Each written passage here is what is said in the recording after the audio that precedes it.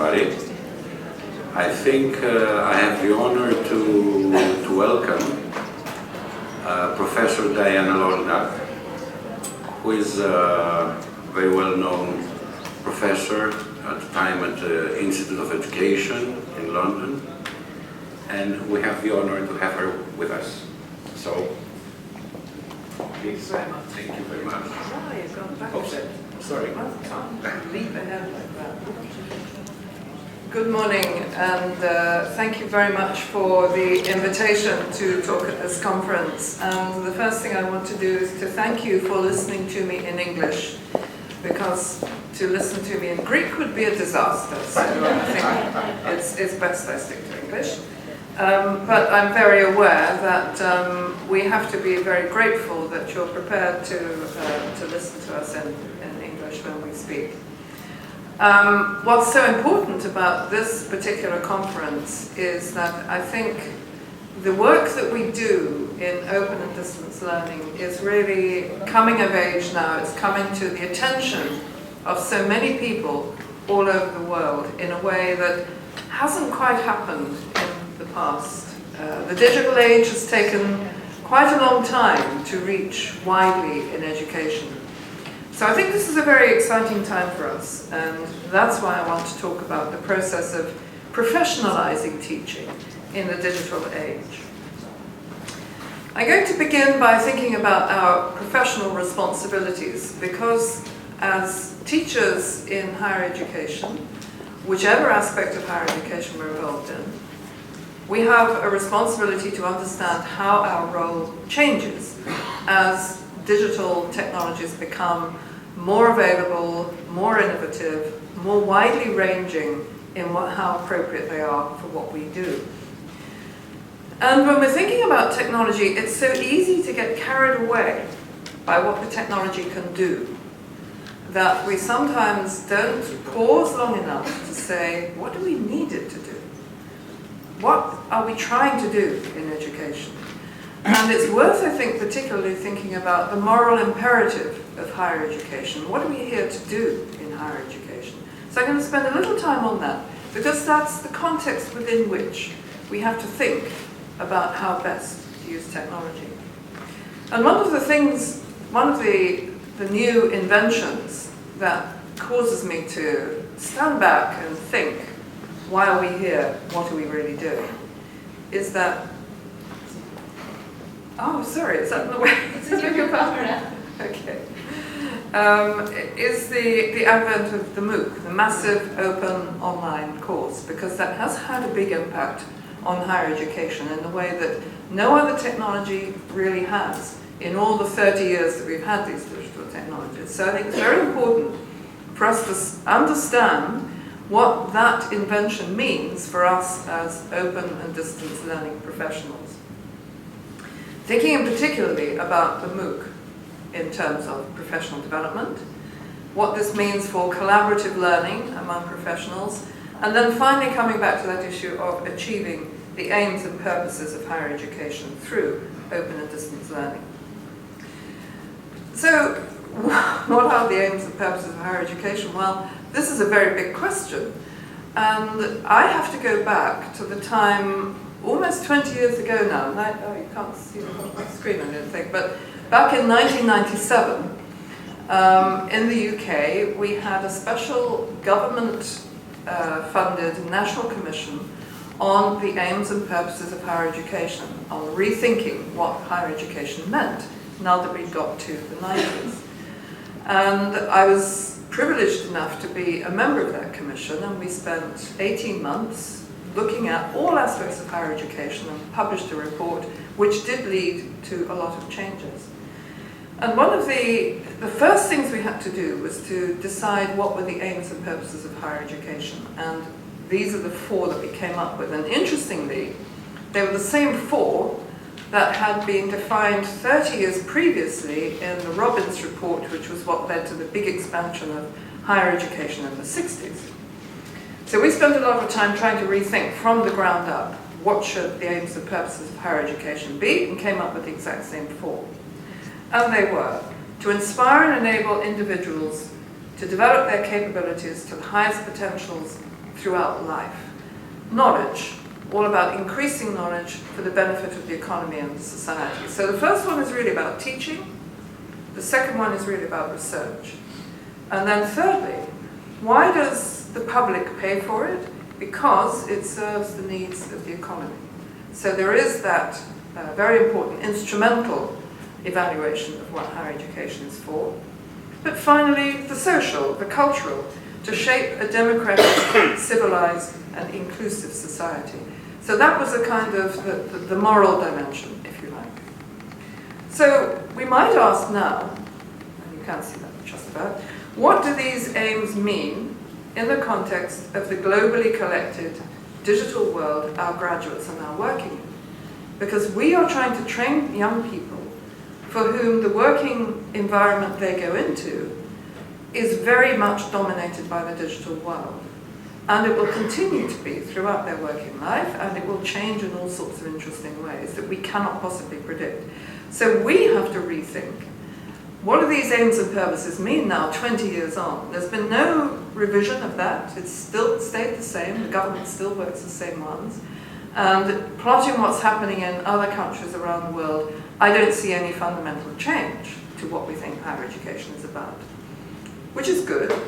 But we do have to think what the digital world now means for this. Okay, so one aspect of the moral imperative is how on earth are we going to meet the global demand for higher education? Here's one estimate. By 2025, the global demand for higher education will double from 100 million that it is now to 200 million per year, mostly from the emerging economies. That's an enormous number of people to be educated. How on earth, with our current model of higher education, are we going to meet that demand? In addition to that, there's the UNESCO Millennium Goals, which you may remember for universal primary education. Back in the year 2000, they said we would need 1.5 million teachers to achieve universal primary education by 2015. We are a long way off that still. And in 2015, that was the estimate they still had. At the same time as developing new goals for UNESCO, every child should complete not just primary, but 9 years of free basic education. And post-basic education needs to be expanded to meet the needs for knowledge and skills in every economy. So the post-2015 goals are getting even more pressurized for the need for more higher education. So we have to ask ourselves, fundamentally, all of us in higher education, how does higher education play a major role in shaping a democratic, civilized, and inclusive society? How are we going to do that? We have, and the bit you can't see down there at the bottom, is a 1 to 25 staff-student ratio. Broadly speaking, most universities, some have much higher student numbers and they go up to 1 to 30 or 1 to 50 even. In the best places in the UK, it's somewhere around 1 to 10. And that means that for those kinds of numbers, we need 20 million people to be able to teach in higher education. Well, we're not going to do that. So we have to have a different kind of model for the way in which we educate the world.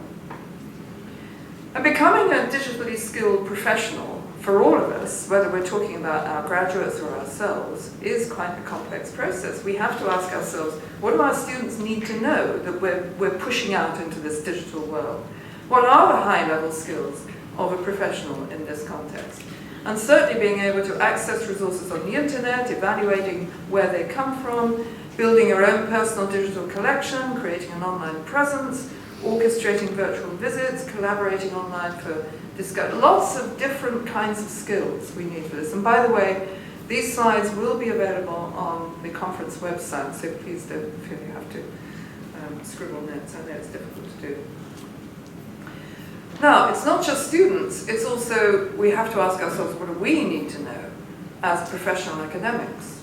And it's all these same things. I'm assuming that the first two we don't have to focus on, because as academics we probably know quite a lot by now of how to access resources on the internet and how to evaluate the origins of those sources. Building our personal digital collection, probably again, most people have a very good library of online resources and papers and journal papers and so on in our various EndNote connections. But that's not everybody. It's for our research, probably we do, for our teaching to a certain extent, but our teaching resources, building that personal resource of what we do for our teaching is a much more difficult process because we don't have the tools to help us as we do for research. So all of these things are areas where we as professionals have to keep renewing our skills and helping others to do it and using that in our teaching to help our students. And I think it's fair to say that all academics now must teach using open and distance learning. This is not an option any longer. If we're going to meet that kind of demand, if we're going to make higher education available to people who are working very hard, working full-time and working hours increase all the time anyway, so nobody has time to study. So we've got to make that study process very efficient, not just for our students, but for our graduates and for their future working life. So I think we really have to be persuading all of our colleagues in universities, not just the enthusiasts here in the room, but all of our colleagues must now embrace these techniques and capabilities of being able to work with open and distance learning. Now I come back to the issue of MOOCs. How do MOOCs assist our work as open distance learning professionals? And I'm sure that when they first came on the horizon, many of us in this field would have been saying, we've been doing that for the past 20 years. We've been doing open and distance learning. We know how to do this on a large scale. We know how to do things fully online. Nonetheless, MOOCs have made a big change, and we have to understand some of the nature and impact of some of those changes. And the first question I want to ask about this, again, kind of coming from the moral dimension, is if MOOCs are a solution, what is the problem they're a solution to? And there have been many arguments about how this is going to revolutionize higher education, and at last higher education is going to be available to the world. But when we look at who is registering for MOOC courses, the Coursera average shows us, just taking Coursera as one example, that 85% of the participants in MOOCs already have degrees. That's just those registering. And then understanding the nature of the drop-off in completion of these massive open online courses. We have to understand that the people most likely to be in there at the end are not the undergraduate population.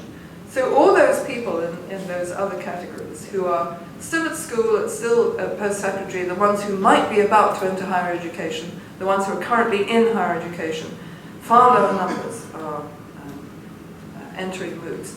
So it's not really a problem, a solution to the problem of undergraduate education. What the problem it's solving is how to provide free education for highly qualified professionals. And I don't think that's a problem that we ever thought we had in higher education.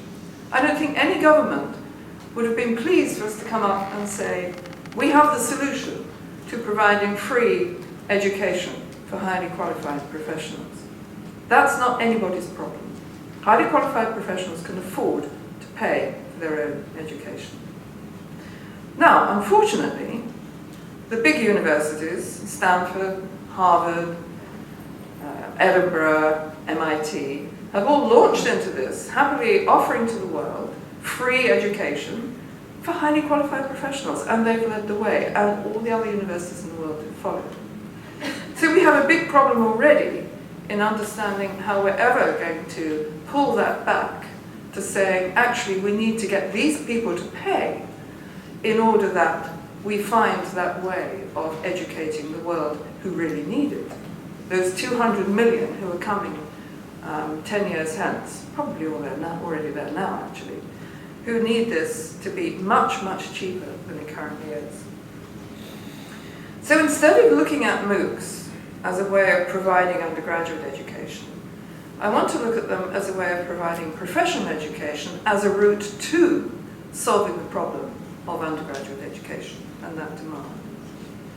So we tried working with Coursera and launched a couple of years ago a MOOC on ICT in primary education, because there was a clear demand for that. In primary schools, there's lots of teachers using ICT, embellishing and enhancing their work with what they can do for their learners. So we wanted to capture their expertise and enable them to share it by running a course that was entirely for teachers. So the great majority of the people that we got on the course were classroom teachers. There were also head teachers and also education policy makers. There were a few people coming in from higher education and from research, but by and large they were teachers. So this was a very niche course. It was, first of all, it was for just people in education, and then it was for primary school teachers, and then it was for primary school teachers interested in ICT. So it was a very niche course. And yet it still attracted 9,000 people from across the world, 174 countries. It's fantastic range for what we can do now. So that alone is impressive. We have to be able to use that. And we looked at the relationship between what was the Coursera average for people with degrees already, and our course had not 85% but 89%. So not very much difference. We were aiming for professionals. We got practically the same proportion. So we can conclude then that this is a pretty good medium for reaching professionals, for continuing professional development, but not for undergraduate education. If we look at where those people were coming from, the Coursera average shows 37% of the people on the MOOCs are from the emerging markets. Now remember, that's where the big demand for higher education is coming from. So that's not bad. They're getting 37% of the people coming in are coming from those places. On our course, it was 44%, and when we ran it again this year, it was 49%. So we're increasing gradually the reach to the places that really need it, and that's extremely important if we're going to tackle this problem. So what is collaborative learning like in this context for professionals? And I want to just go through this as a case study illustrating what we can hope to do. It is a good pedagogy for professional development, because when we think about how we run a staff development course, or we bring people into universities to tell them how they should be doing whatever their professional task is, we tend to use things like lectures and videos and resources. We're updating them on the latest research or the latest practice in the professional area. So that heavy duty access, emphasis on this is how we need to be thinking in this field now, that's entirely appropriate for professionals. They want that kind of updating, a window on their effective practice. Secondly, we use a lot of discussion in the professional group, and that's because they're knowledgeable people, they've got a lot of experience, they've got a lot of expertise of their own, so they are able to exchange ideas about what we're talking about, and they can help us relate that current thinking to their own everyday practice and to the context-related issues that they come up with. So for example, in the ICT for Primary Teachers MOOC, we were saying, here's a wonderful way of using iPads or tablets or online access to resources. And in the forums, we would say, now how would this relate to your own context? And there, of course, they say, well, in our context, we've got no hope of being able to get access to tablets. All right, so we look at the solution to that in that context. Or we can only get intermittent access and we've got very poor access to broadband. So what are the solutions for that kind of context? So the professional input adjusts itself to the context that we're learning about from the professionals on the course. So it's very much a two-way process, very much a dialogic process. And with the capability of discussion forums and things of that kind, it is possible to do that. So collaboration is a very important aspect of professional development, and I've grayed that out slightly because none of the MOOC platforms that we currently have are good for collaborative learning. They're good for discussion learning, they're good for presentation, but they don't help you work together to produce something together. So always, when we're running these MOOCs, we have to go outside the platform and get people collaborating and sharing ideas somewhere else as well, and I'll show you examples of that. But notice that there is no small group tutorials, no personalized guidance, no individualized tutor feedback, no authenticated assessment. None of that happens on MOOCs. So we have not yet managed to achieve the economies of scale for any of these activities. And all of this is what's essential for undergraduate education. Undergraduates are novices in their field. They've rarely learned enough about how to learn, about how to become independent learners, about self-regulation. So they have to be nurtured, scaffolded. And that's what we do in higher education. We help them become the people they really want to become. It's that first personal imperative of higher education that I mentioned right at the start, enabling every individual to achieve their potential. That's what we have to do. MOOCs can't do that. It can work for professionals who know how to learn, but not for the novice learner. So, it's good for CPD. And one example of that is being able to bring professionals up to date on the latest ideas. And this is an example from a MOOC that we're running currently as we speak on blended learning, which we've just started last week, and I'll give you a link to that in case you're interested. It's running on the FutureLearn platform, and it's for teachers in vocational education areas where there is very little use of good quality blended learning.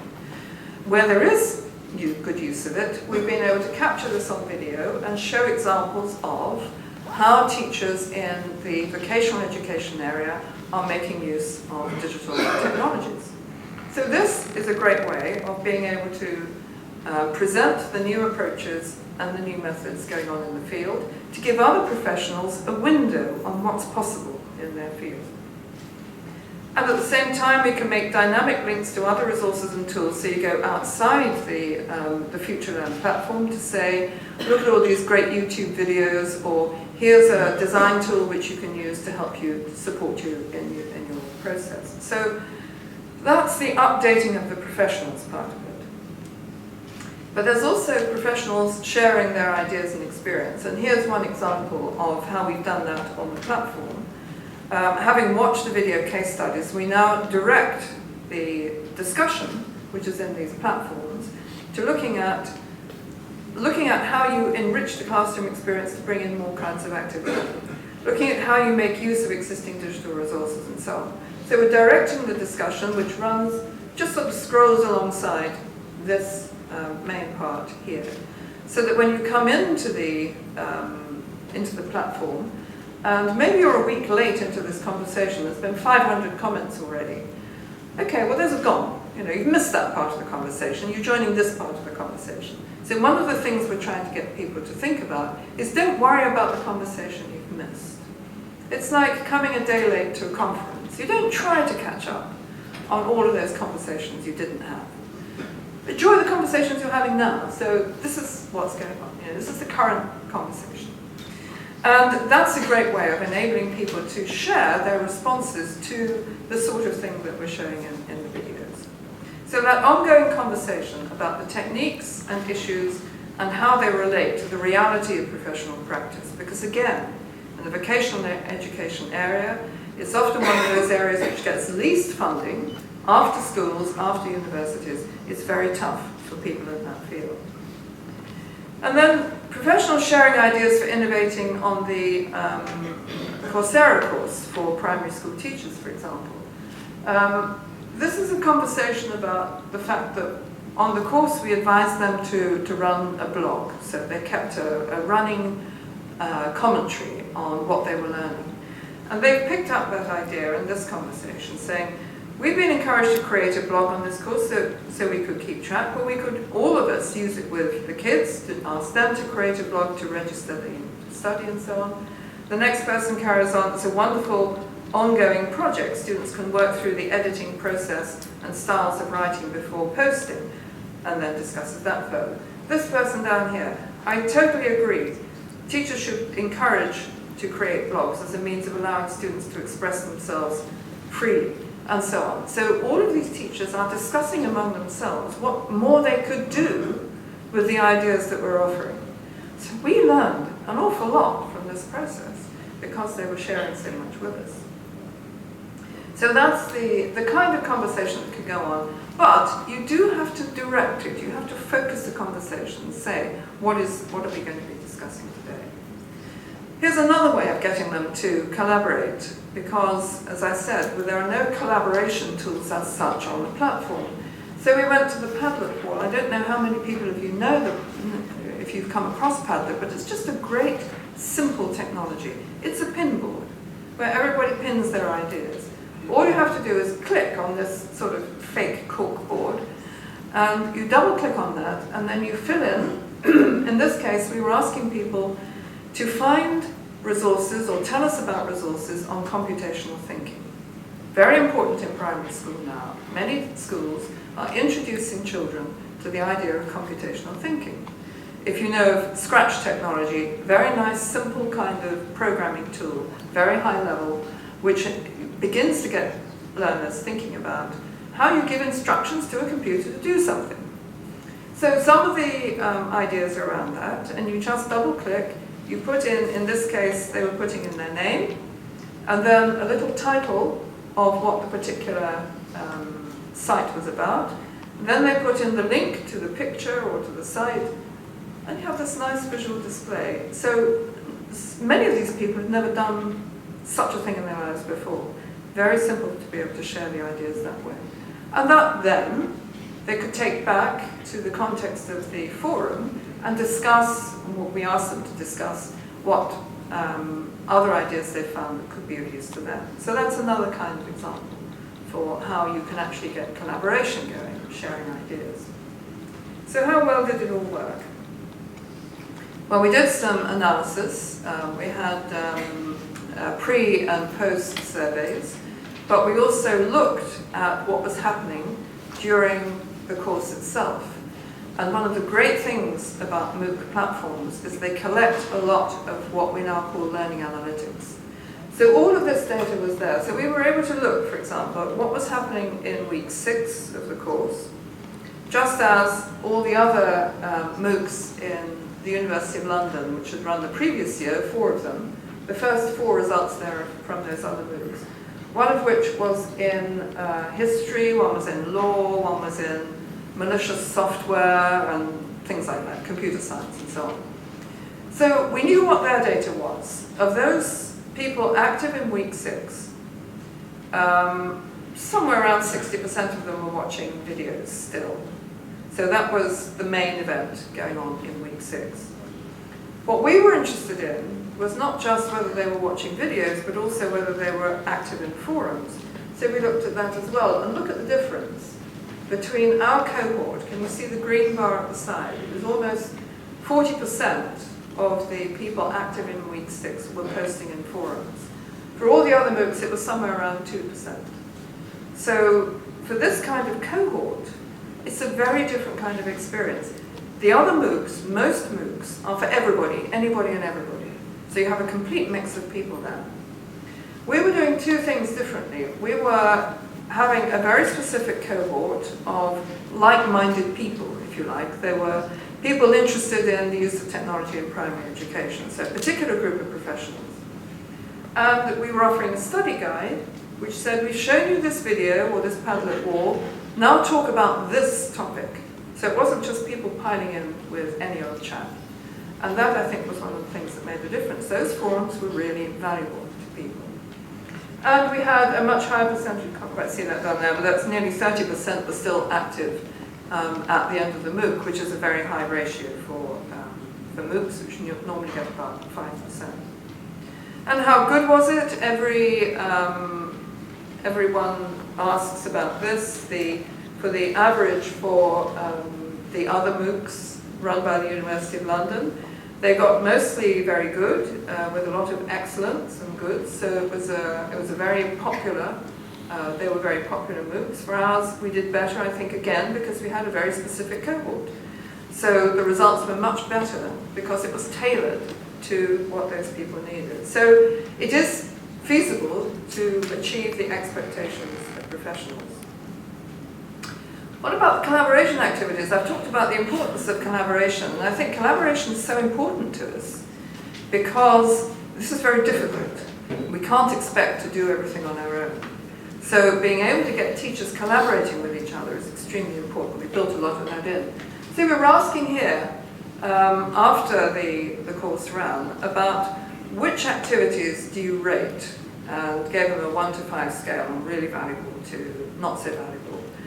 And it had all sorts of things in there in addition to these. So these were the top rated ones. All of them getting above 75%. But it's interesting, look at that top one. Doing a peer review. So this, of course, is vital in the context of large-scale online distance learning, because the teacher is working with thousands of students in the context of a massive course like this. Even when we're running Open University style courses, there are lots of students out there. So having to do all of that review of how good the students' work is very difficult. Peer review becomes important because you learn a lot by reviewing someone else's work. You've just submitted your assignment, now you're evaluating someone else's assignment, and that tells you more about your own. So it's a good pedagogy. And for professionals it's especially good because you can trust something that you get back from the others. They are also professionals. Nonetheless, it was doing a peer review which got the top rating even above the course videos. Receiving a peer review, not quite so valuable because none of us liked peer review, and there were lots of comments saying, but they didn't understand what I was saying, they didn't read it properly, and who are they to comment on me? And we just said, welcome to the world of peer review. That's what it's like. So we were perfectly happy with that.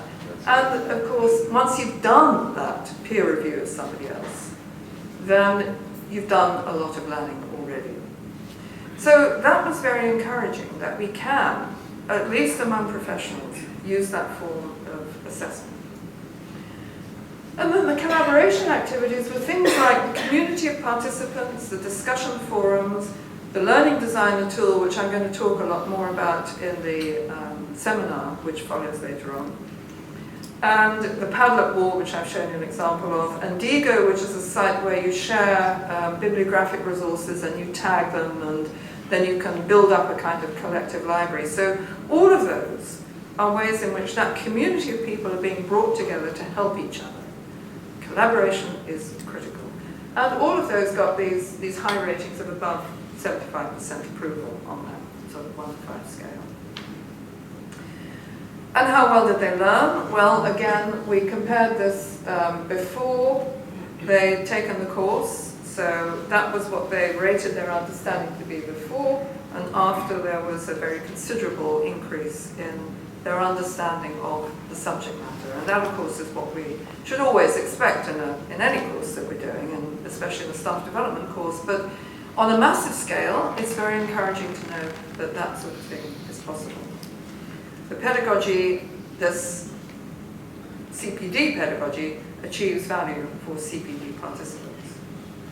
So let's come back in the closing stages now to the moral contribution that MOOCs can make. And I'm going to go back to that initial idea of being able to get collaborative knowledge development by professionals on the large scale. It's important to remember we still don't have a business model that makes any sense. It's still free education for the best educated. And we have to understand, therefore, where our moral contribution comes. And there is a report, I put in a link to the evaluation report on that particular MOOC that I've been talking about. So that will be available in the slides when you get it. But coming back then to where does higher education stand in this huge demand across the world, let's just think about this one example. Where are we going to find 1.5 million teachers by this year? Not much of it left. Well, we're not going to do it this year, but let's think about how MOOCs could actually help us towards that. I've just shown you how that course, which had an 8-teacher global team from 8 different countries around the world, we all took about a week each. It was funded by UNESCO, based on some work that the 8 of us had done together previously on the use of ICT in primary schools. Now, we were able to reach between us over 8,000 people. So I call it a 1,000 to 1 ratio. That's a good ratio. for managing this very large scale. But of course we're not reaching the learners, we're reaching the teachers. So how is that going to help? Well, we were running a 6-week MOOC, that's not very much, but maybe you have a whole collection of those. Maybe that's enough to help 8,000 national teachers, each of those support 25 regional teachers in their countries. So now we're getting down to the level of local towns, local cities in those emerging economies, and how are they going to use what they've learned to get to the village support groups, the local adults who are doing their best to give their children education, in the remote areas, in the urban slums, in the townships, where that's what adults do. They do their best to provide some kind of education together. And in some places that we've been working with in Central Africa, for example, it's not the state that provides in the context of an urban slum, it's the local adults. So suppose we could get this to work in such a way that those local training courses, which get to the regional teachers in all of those different areas in the emerging economies, each of those only has to work with 8 people in order to get that 1,600,000 people across the world supporting children in primary education. And maybe eventually we could get those into being qualified teachers, so that we eventually get. Now, that's a long way off. That's a lot of difficult things to do. But the arithmetic tells us that with online open distance learning, we could get there. We could get somewhere near there if we only had the will and the imagination to see how we might begin that process with what we've got already.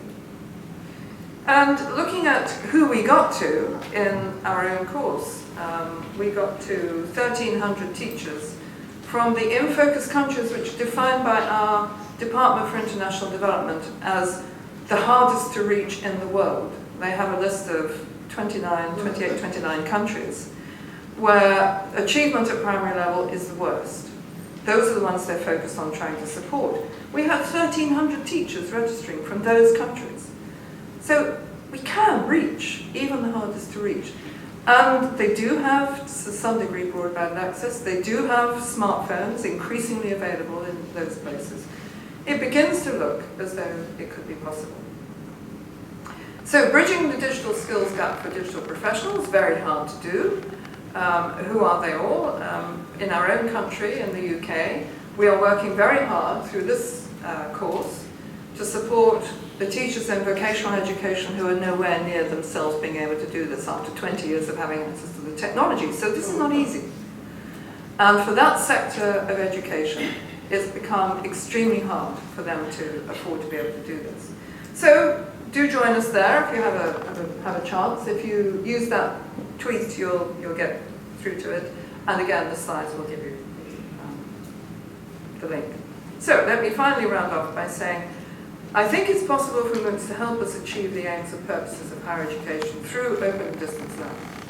Because that fixed cost for production and curation and assembly of those kinds of resources which are available can be distributed over very large numbers of professionals. So that's cheap as a way of providing education. The difficult part is the variable costs, because every learner on that course needs help. But if you have a knowledgeable peer group who support and collaborate with each other, then we get over that kind of problem. Then we can make those kinds of support costs very low. We need to be working with those participants who can afford to pay, and we have to do something about the fact that they've run away with us now and they're making it free to all those people. We have to try and retrieve that. I think it does have high impact on the professional users of those research findings and outputs, especially if they can cascade, and we can support them in cascading to others. And also we mustn't forget the fact that when we bring academics into doing this, and at UCL we've just brought some 80 people into, 80 academics who never thought about online learning before. We said, here's some money to develop a MOOC. What would you like to do? 80 people said, me, and wanted to get into that straight away. So it can work to bring in people in, and then they transfer it to their undergraduates. So that's the hope, and that's how I think we can help our colleagues in this task of achieving that moral imperative that higher education has, to bring higher education to the world. Thank you.